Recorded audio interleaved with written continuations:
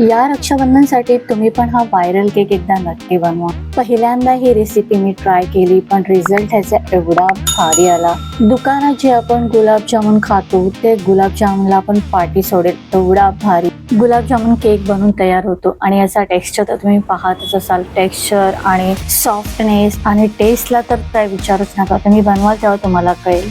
तर यासाठी आपण घेऊया अर्धा वाटी दही, त्याचबरोबर 1 वाटी मिल्क पावडर आणि अर्धी वाटी मैदा, अर्धी वाटी साखर। हे मैदा आणि साखर आपल्याला चाळणीने चाळून घ्यायचे। आता इथे 1 टेबलस्पून बेकिंग पावडर घेतलेले आहे, 1/4 टेबलस्पून बेकिंग सोडा, 1/4 कप आपल्याला इथे तूप घ्यायचं आहे। आणि आता एकदा सगळं मिक्स करून घेऊया छानपैकी।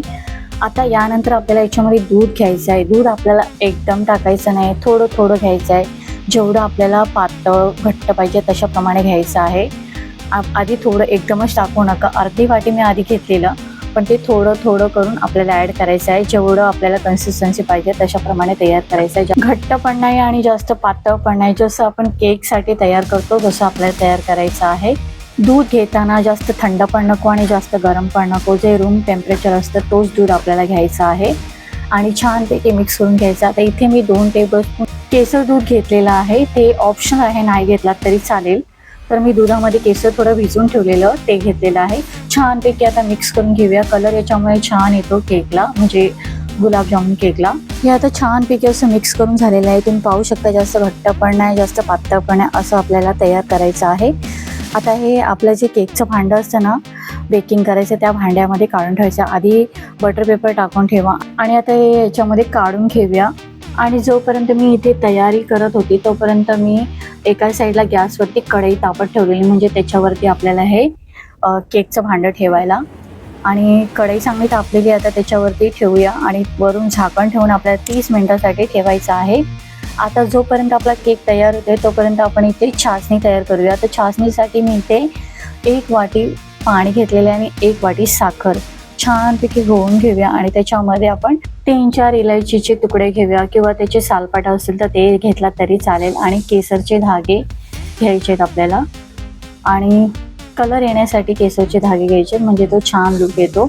तर आता छानपैकी आपल्या चासणी आपली तयार होते। प्रॉपर अशी चासणी आपण बनवतो ना, म्हणजे एक तार अशी आली पाहिजे, अशी चासणी आपल्याला तयार करायची। तर चासणी तयार झाली आणि इथे आपला केक तयार झालेला आहे। तर याच्यामध्ये मी तुम्हाला कांडी घालून दाखवते, म्हणजे अजिबात चिटकत नाही आहे, स्टिकी नाही झालेला आहे, एकदम आपला केक प्रॉपर तयार झाला आहे। आता साईडून थंड झाल्याच्या नंतरच आपल्याला हे काढून घ्यायचं आहे, गरमागरम काढून नका घेऊ।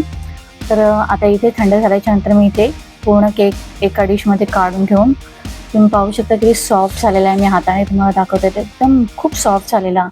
तर आता हे वापस आपण त्या भांड्यात काढून घेऊया, म्हणजे आपल्याला ते चासणी तयार केली ती टाकायला एकदम इझी पडेल। आणि चासणी पकडल्यामुळे ते आपलं केक आहे गुलाबजामुन केक जो बनवून तयार होईल एकदम सॉफ्ट, चासणी त्याला एकदम पकडल्यामुळे एकदम सॉफ्ट बनून तयार होतो। चासणी टाकण्याच्या अगोदर आपण फॉकने असं होल करून घेऊया, म्हणजे ती चासणी त्याच्यामध्ये आतपर्यंत जाईल। आणि असे साईडून आधी टाकून घेऊन मग मध्ये अशी टाकायची आहे।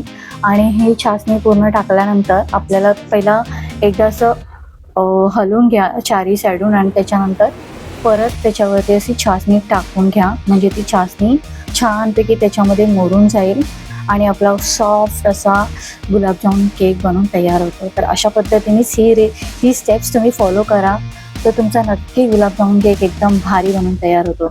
आणि हे चासणी टाकल्यानंतर आपल्याला 1 तासासाठी तरी ठेवायचं आहे। आणि 1 तासानंतर तुम्हाला मी कट करून दाखवते। कट करत असतानाच तुम्हाला कळतच असेल की किती सॉफ्ट असा झालेला आहे तयार, सुरी अशी इझिली जात आहे, एकदम सॉफ्ट असा कट होतोय आणि खूप छान भारी तयार झालेलं। तुम्ही हे स्टेप्स फॉलो करा। आणि वरून तुम्हाला डेकोरेशनसाठी जर टाकायचे असेल तर गुलाबचे थोडे असे पाकळ्या किंवा पिस्ता थोडंसं असं टाका वरून, म्हणजे ते दिसायला खूप भारी दिसतं। तर तुम्ही पण ही रेसिपी ट्राय करा आणि तुमचा फीडबॅक मला नक्की कळवा। आणि अशा पद्धतीने सर्व करा, आणि सर्व करताना वरून चासणी अशी टाका चम्मचने, म्हणजे ते एकदम भारी टेस्ट येते। खरोखर तुम्हाला काय सांगू, तुम्ही ट्राय करा तेव्हा तुम्हाला काय रेसिपी आवडल्यास लाईक करा, शेअर करा, आणि अशाच नवीन रेसिपीसाठी प्लीज आमच्या चॅनल सबस्क्राईब करा।